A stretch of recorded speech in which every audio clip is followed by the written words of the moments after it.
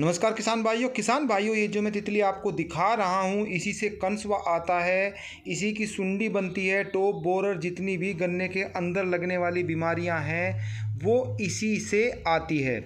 और इसमें जो साल भर की जो गन्ना की फसल होती है लगभग इसकी 4 पीढ़ी आती है।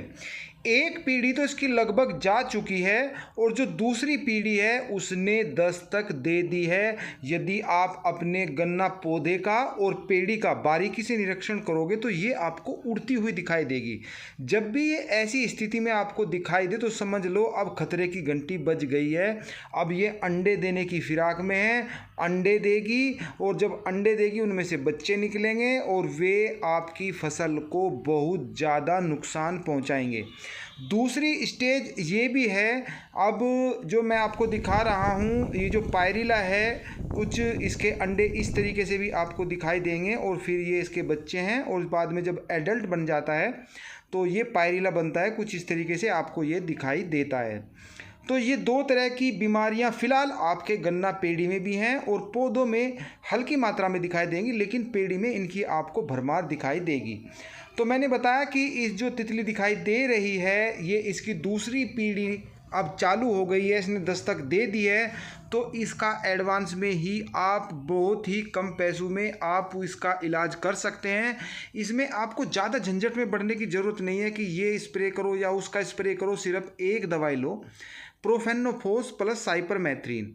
क्योंकि मैं प्रोफेनोफोस इसलिए बता रहा हूँ कि जो अंडे देती है उसको अंडे मारने वाली सिर्फ यही एक दवाई है जो साल्ट है। प्रोफेनोफोस ये अंडों को भी मार देता है। तो जब ये तितली अब अंडे देने की फिराक में है, अंडे दे चुकी होगी, आपको पता नहीं चलेगा, तो वे भी अंडे मर जाएंगे और जो पायरिला के अंडे हैं वे भी मरेंगे और जो पायरिला आपको खेत में उड़ता हुआ दिखाई दे रहा है वो भी नष्ट हो जाएगा। तो इसमें आपका पैसा ज़्यादा खर्च नहीं होगा। इसमें आप फिलहाल एक फंगीसाइड और लगा सकते हैं, जैसे कि मैंने इसमें ये दिखा रहा हूँ, मैनकोजेब है इसमें।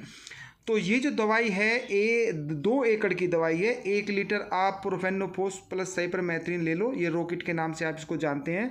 ज़्यादा इसके साथ दवाई मिलाने की ज़रूरत नहीं है। और 1 किलो आप इसमें जो मैनकोजेब है ये मैंने दिखाया फंगीसाइड है, और भी ज़्यादा झंझट बढ़ने की ज़रूरत नहीं है। तो लगभग ये रॉकेट आपका ज़्यादा खर्चे का सौदा नहीं है। तो इसकी फ़िलहाल आप यदि स्प्रे कर दोगे तो जो ये तितली है ये भी मरेगी, जो अंडे होंगे वो भी मरेंगे और जो फंगस की कुछ बीमारियां आई होंगी वो भी मरेगी। पायरिला भी आपका बिल्कुल कंप्लीट ख़त्म हो जाएगा और जो उसके भी अंडे होंगे वो भी ख़त्म हो जाएंगे, इनके बच्चे हैं वो भी ख़त्म हो जाएंगे। और इसमें आपका खर्चा भी ज़्यादा नहीं होगा। ये करने के बाद में आप लगभग 20 से 25 दिन के लिए तो निश्चित हो ही सकते हो। इस दौरान आपके खेत में ऐसी कोई बीमारी नहीं आएगी। फिर मिलते हैं, तब तक के लिए सभी किसान भाइयों को नमस्कार।